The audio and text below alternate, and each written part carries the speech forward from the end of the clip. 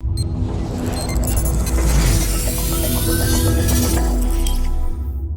and welcome back to Digital Assets Daily. Good morning, good afternoon, or good evening, wherever you are in your corner of the world. A lot going on, a lot of exciting things happening behind the scenes, and it is just getting ready to pop. You can feel the pressure building up in the bottleneck, and it can only hold for so long before that pressure has to be released. But exciting news, guys. I have a handful of articles I want to dive into as quick as possible to give you a lot of news around the world and see what's happening. All right, diving right in, the sun is finally setting on XRP as Ripple scores biggest win yet against SEC in a surprising turn of events.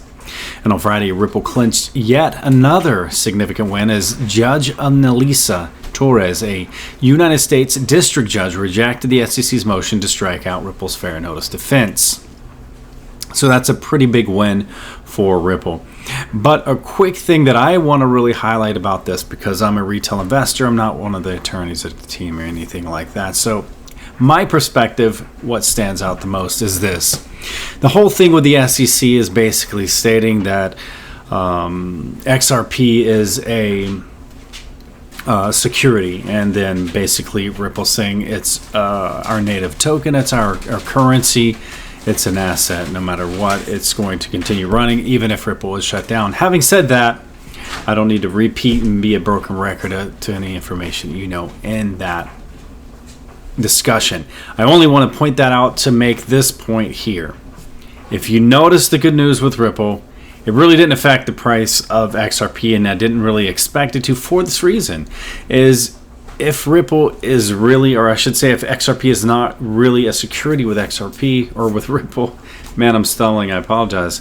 A little distracted, trying to rush, and I'm very excited on so much that's happening. But the point is, the security, great news with Ripple. You'd expect the price to go through the roof with XRP, but it stays stable. A little bit of a bump, but a little bit of a dip. So it kind of just remains balanced in that. Having said that, that's what I expect with XRP being the currency of the company, of its chosen native asset. It's doing exactly as I would expect it to. But we do know that when ISO 20022, there's a few assets that are actually going to be significantly rising in price because of the utility is going to be significant as well. And Ripple or XRP being one of those assets as well. And that coming this November, as long as we see no more delays or changes, November 2022, we will see ISO 20022 go live, and that'll be very exciting. So the SEC is proposing to redefine the word, air quote, exchange. New definition could subject blockchain crypto platforms to the SEC regulation.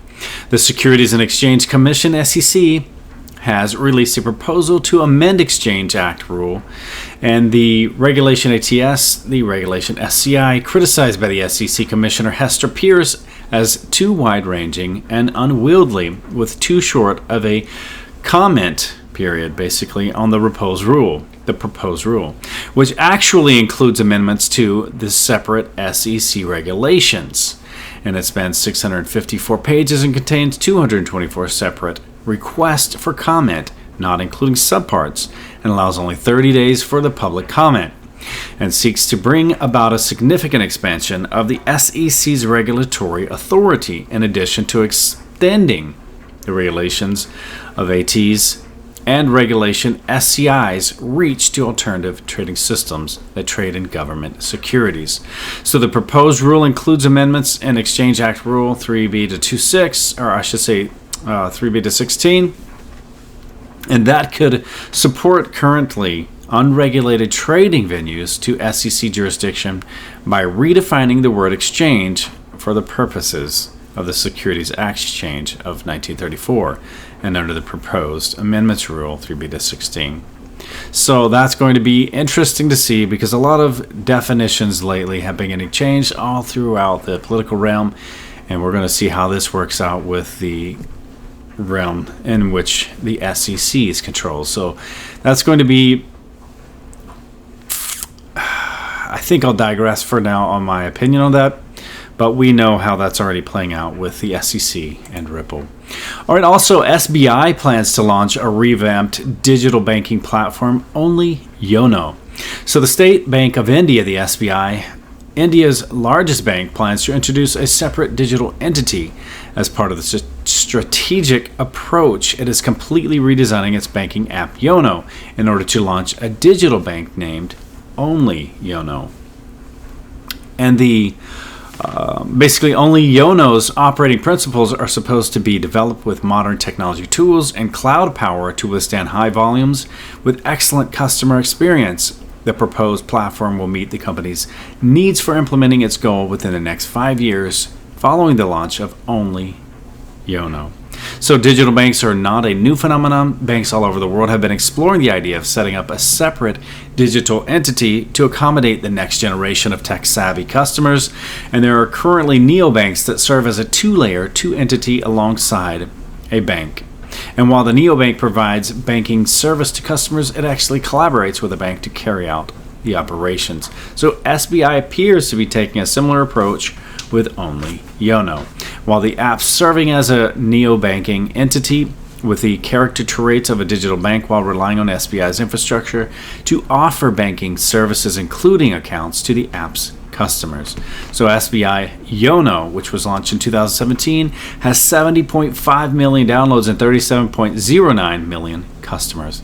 And we know over in India, there's a big, I guess you could say, move for Ripple and Stellar as well. Not exclusively, but they are two defining factors as far as the financial institutions are concerned in India. And we've shown that over the past 3 years as well. Also, two Virginia banks are all set to provide crypto services, kind of like what India is doing. And that's really all I'm going to with that headline. And then, as we have shown the attack on Bitcoin, here's another as well. Bitcoin cash points are forced to shut down after being declared illegal. And this is basically over in the UK, of course, from the Telegraph, as local news sourcing from the UK. Sorry again, I'm stumbling on my words there again, but we wanted to continue to show as they attack on Bitcoin. But basically, if they can't shut Bitcoin down, they can shut down the places where you get it. And also, too, 140.7 million SHIB was added to Burn Pot for March 15th event, and the pot now contains 655 million tokens getting burned of SHIB from Shiba Inu. And this was an article I found pretty interesting. Avalanche unveils a 315 million USD to stimulate the growth of subnets. The launch puts Avalanche in competition with rivals Cosmos and Polkadot. So the foundation of the Avalanche blockchain launched the Avalanche Multiverse program, which is a program aimed at incentivizing and stimulating new types of development on the Avalanche blockchain ecosystem. The program is said to be funded by 4 million AVAX tokens, which at the current market rate puts the total fund worth around 314.7 million in USD. And the fund is mainly aimed to encourage the growth of subnets on the network. And also, too, the Stellar Development Foundation and MoneyGram has its new partnership with Techstars. I think we lightly touched upon that, but that was a new article today, so I was going to bring it back up again as well. So the Stellar Development Foundation and MoneyGram have partnered with Techstars, a startup supporting platform for financial inclusion and training of founders. This was revealed in a press release sponsored by MoneyGram on PR Newswire. And according to the information on the post, the program is for early stage projects that need to be supported through the accelerated program, and its focus is for Latin America. Also, too, I wanted to share this news as well. Directly from XRPayNet, built on the XRP ledger, welcoming Clay from Assets Daily as the brand ambassador to be in charge of live content. You know, I just want to say thanks to the guys at XRPayNet. I've shared and researched the information I found on them, and I've been transparent as an investor on the team because I believe in them and I believe in the XRP ledger, and I believe there's a handful of great new projects, XRPayNet being basically one of the ones I had found in research and believed in as well. So I shared the content on YouTube and on Twitter and our other platforms as well. We're on Rumble, we're on Patreon, we're on Parler, we're on Facebook, a few others out there as well. But we shared the content that we'd found on there also. And I think, you know, I think they have something really unique. Obviously, to me, XRP and Stellar have always caught my attention for what they bring to the table. And I had found XRPayNet, from my perspective, it kind of fell right in the middle of like XRP and XLM and the focus and the design and everything they're doing. And it was kind of like I had said, it was kind of like the brainchild of XRP, XLM, and Pundi X, their little dream child, so to speak. But that's kind of where I fell with this. And from my perspective, again, I share multiple assets, as I had diversified. And I've been very clear on the channel which ones had been our favorite, XRP, XLM, XDC, and from VeChain being the top 4 of this channel, and how we've supported the ecosystems within those assets and within their ecosystems. But this one had really intrigued me, and I had I had shared the information I'd found on them, and I discussed them quite a few times. So it was really, I was pretty honored to actually have an offer to be the brand ambassador for this asset and this new ecosystem that they're building as well. And again, XRPayNet working directly on the XRP ledger, so they love XRP as much as I do, and I found that to be very exciting. But again, here's a really quick, let me refresh. I'm not sure what I did. I might have had it off the page for a second. Let's see if that'll come back on really quickly. And then we'll get into their website, the XRPayNet, world's most diverse payment network, settlements in fiat currencies, Bitcoin, Ethereum, and XRPayNet, payments settled in seconds with tiny transaction fees.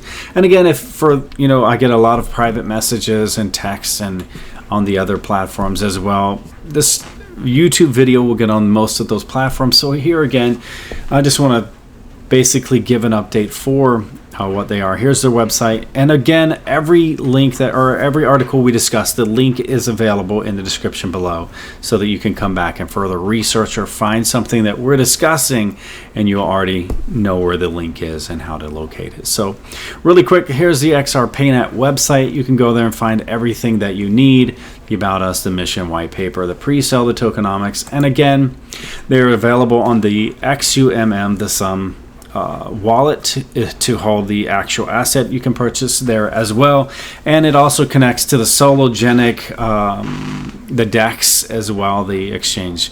But I think it's easier if someone's not too familiar and they're not having to set up the trust lines, etc., to locate the asset. If you go to the SWFT Swift blockchain, and you can just connect right on, and you can find the XRPayNet asset there as well.